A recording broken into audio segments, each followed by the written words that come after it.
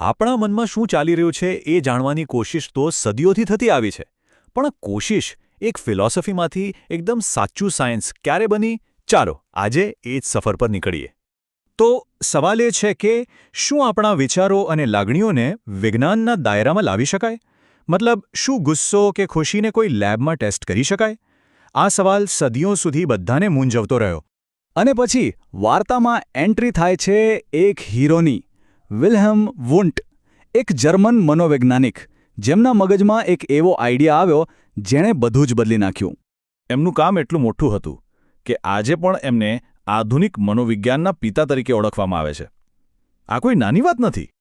તો ચાલો હવે સીધા જઈએ એ પોઈન્ટ પર, એ ક્ષણ પર જે મનોવિજ્ઞાનના ઇતિહાસનું સૌથી મોટું ટર્નિંગ પોઈન્ટ હતો. આ વર્ષ એને બરાબર મગજમાં ફિટ કરી લેજો. આ ખાલી એક નંબર નથી. હા, 1879માં જર્મનીના લાઇપ્ઝિગ શહેરમાં વિલ્હેલ્મ વુન્ટે દુનિયાની સૌ પહેલી સાયકોલોજી લેબની સ્થાપના કરી. વિચારો, આ કોઈ કેમિસ્ટ્રી કે ફિઝિક્સની લેબ નહોતી. આ હતી મન માટેની વર્કશોપ. અને બસ આ જ એ દિવસ હતો જ્યારે મનોવિજ્ઞાનને એક અલગ, સ્વતંત્ર વિજ્ઞાન તરીકેની ઓળખ મળી. હવે લેબ તો બની ગઈ, પણ મન જેવી અદૃશ્ય વસ્તુને માપવા માટે સાધન શું વાપરવું? એના માટે વુન્ટને એક ખાસ ટૂલની જરૂર હતી, અને એમણે એક પદ્ધતિ વિકસાવી. આ પદ્ધતિનું નામ હતું આંતરદૃષ્ટિ, એટલે કે ઇન્ટ્રોસ્પેક્શન. આનો સીધો સાદો મતલબ છે પોતાના મનની અંદર જોવું. જાણે કે તમે તમારા પોતાના મનના રિપોર્ટર બની જાઓ અને જે કંઈ પણ ચાલી રહ્યું છે એને ધ્યાનથી જોઈને નોટ કરો.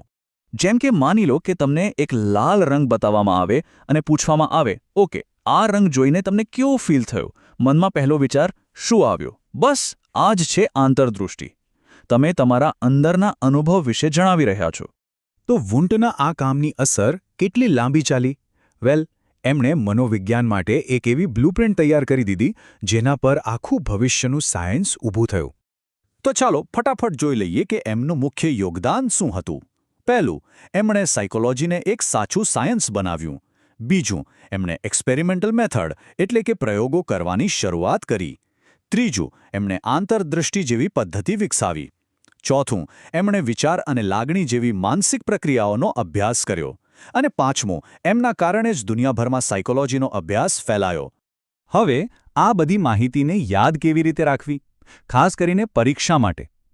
ચિંતા ના કરો, આગલી સ્લાઇડ તમારા માટે જ છે. એકદમ શોર્ટ એન્ડ સ્વીટ સમરી. જુઓ, બસ આ 4 વસ્તુઓ યાદ રાખી લો. વર્ષ કયું હતું? 1879. જગ્યા જર્મનીનું લાઇપ્ઝિગ શહેર. એમનું ઉપનામ શું છે? આધુનિક મનોવિજ્ઞાનના પિતા. અને એમની પદ્ધતિ આંતરદૃષ્ટિ. બસ આટલું યાદ રાખશો એટલે વુન્ટ વિશે બધું જ યાદ રહી જશે. તો ટૂંકમાં કહીએ તો વુન્ટે મનોવિજ્ઞાનને એક નવી ઓળખ આપી. એક એવું વિજ્ઞાન બનાવ્યું જેને પ્રયોગશાળામાં ટેસ્ટ કરી શકાય. આ જ એમની સૌથી મોટી ભેટ છે. અને હવે જતા પહેલા તમારા માટે એક સવાલ. જરા વિચારો, જો વોન્ટ આજે જીવતા હોત તો અત્યારની ટેકનોલોજી જેમ કે બ્રેઇન સ્કેનિંગ અને આર્ટિફિશિયલ ઇન્ટેલિજન્સનો ઉપયોગ કરીને તેઓ માનવ મનનો અભ્યાસ કેવી રીતે કરત? શું કરતે? આના પર વિચારજો અને આવા જ બીજા રસપ્રદ વિષયો વિશે જાણવા માટે જોડાયેલા રહો.